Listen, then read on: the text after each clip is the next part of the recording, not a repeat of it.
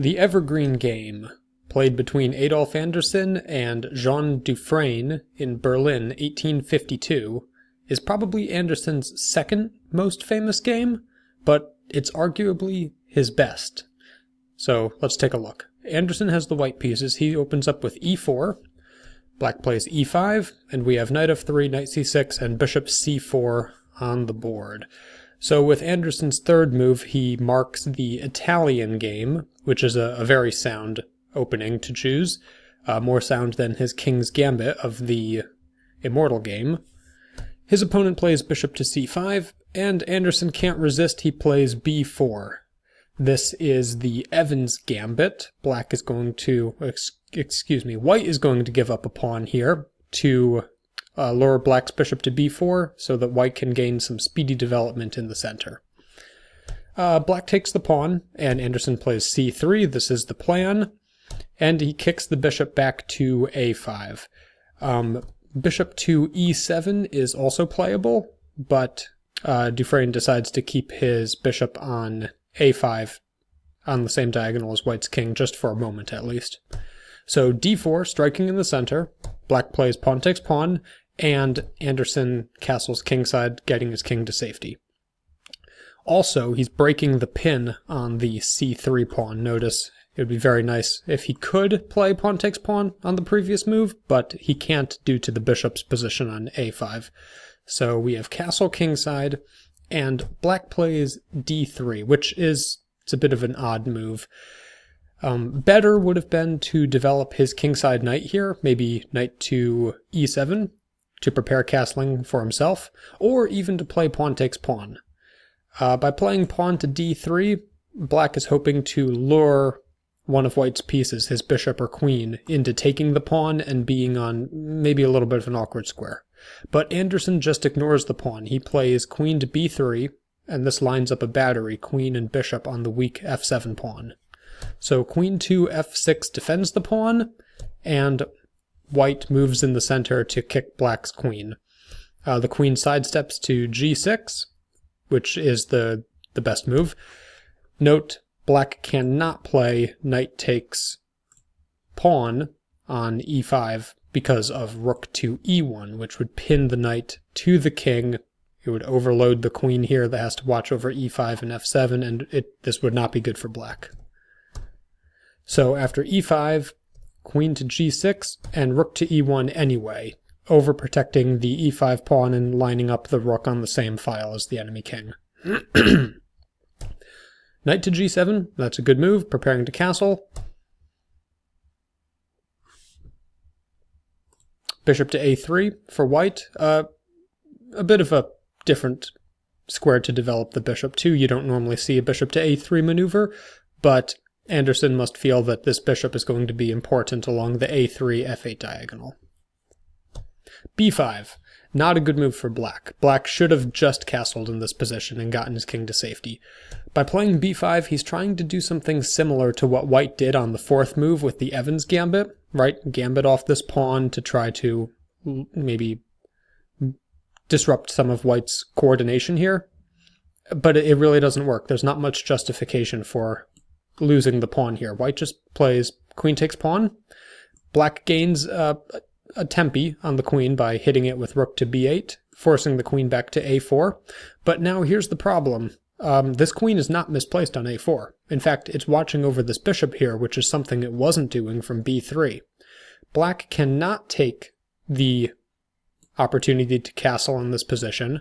If he does, he's overloaded this knight on c6. And this bishop, placed on a3 like this, can just play bishop takes knight. And black's lost a piece. This knight cannot perform both duties. He can't keep watching over this bishop on a5 and also move back to recapture on e7. So castling kingside did not happen. Instead, Jean Dufresne played bishop back to b6. He had to take that extra move to get that bishop out of the line of fire from white's queen. But this bishop is also well placed here to point at Anderssen's kings, so maybe it's not all bad. We'll see how it plays out. Knight b to d2, Anderssen finishes developing his minor pieces, and bishop to b7. Black is putting his light-scored bishop on the long diagonal and lining up his 2 bishops now in the direction of white's king. But better still would have been to castle kingside. You'll see that black's wasted time in this manner, and he's not going to get another opportunity. Not a good opportunity, at least. So knight to e4. White jumps in with his knight to the center of the board, and black plays queen to f5. This is not a very good move, but let's look at a couple of things here. Queen to f5 doubles up on white's pawn on e5. Maybe black's planning on taking it eventually with the knight, since it is attacked twice and only defended once. But better would have been this desperado move. White's pieces are getting too active in the center, so imagine he had played d2 on the previous move. It looks funny, nothing's protecting that pawn there, but it does cause white to flinch. White would either have to move his rook to the awkward square e2 to prevent capture, or essentially undo his previous move with knight moving back to d2 to capture the pawn. And then here, black, his position's not good, but he can castle without any immediate disaster, but he's fallen pretty far behind in development.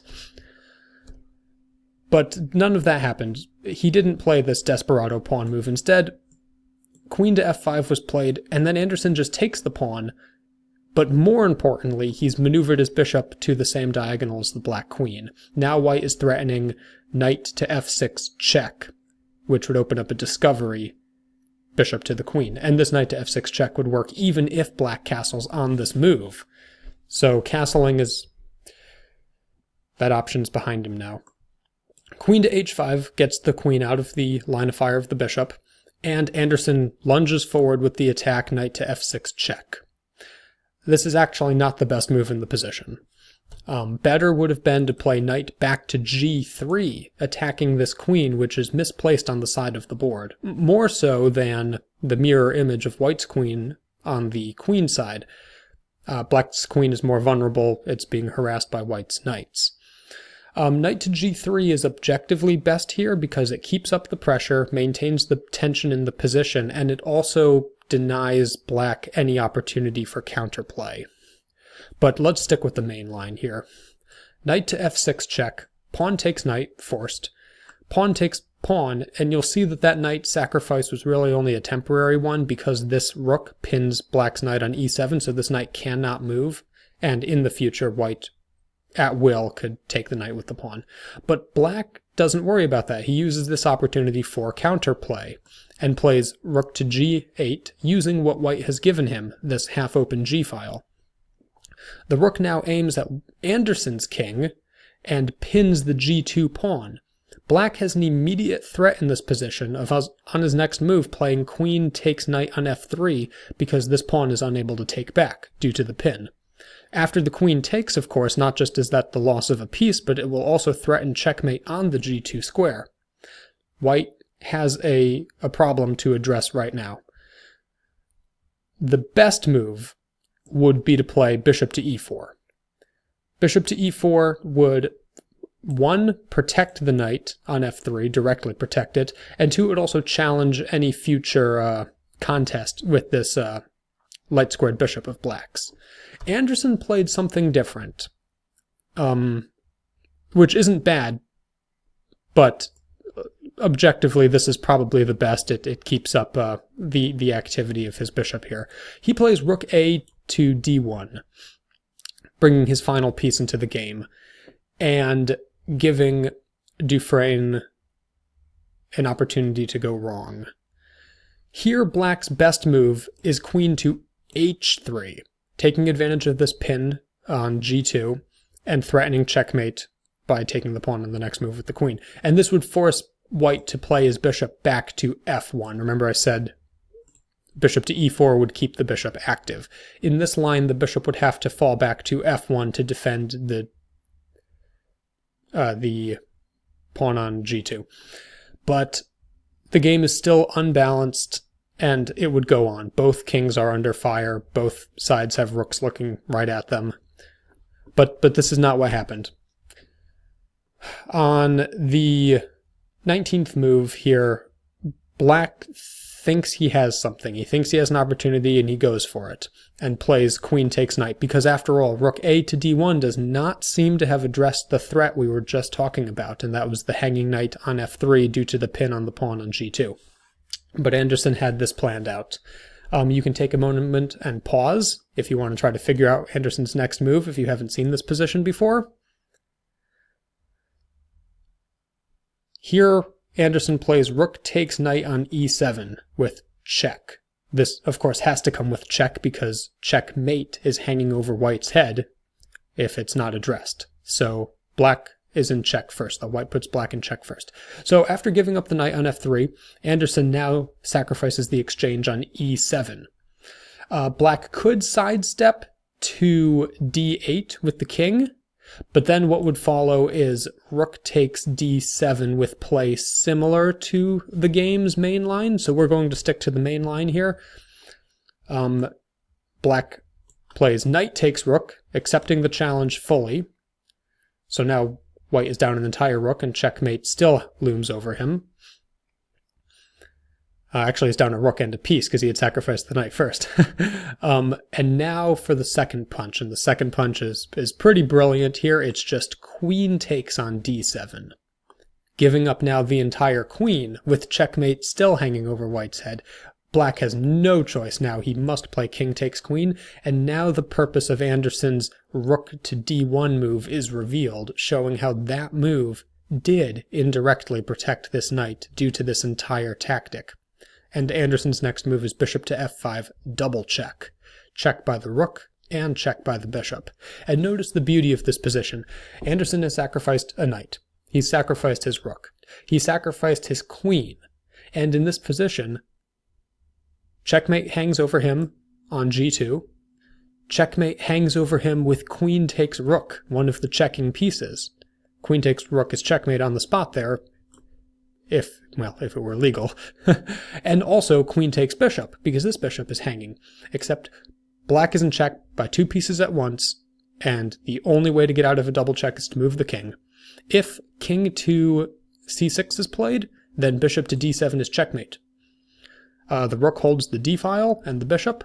This bishop holds all the light squares along the a4, e8 diagonal, and this bishop, which Anderssen placed out there in the opening, holds all the dark squares from a3 to f8. So Dufresne played his king back to e8 instead, but it only prolongs the game one more move. Bishop to d7 is check. King moves to f8, and bishop takes knight on e7 is checkmate. Look at those two bishops there. So black is up a queen and a rook. White's rook is hanging with checkmate. White's g2 pawn is hanging with checkmate. But none of that matters because Anderssen got to him first. So that's the Evergreen game.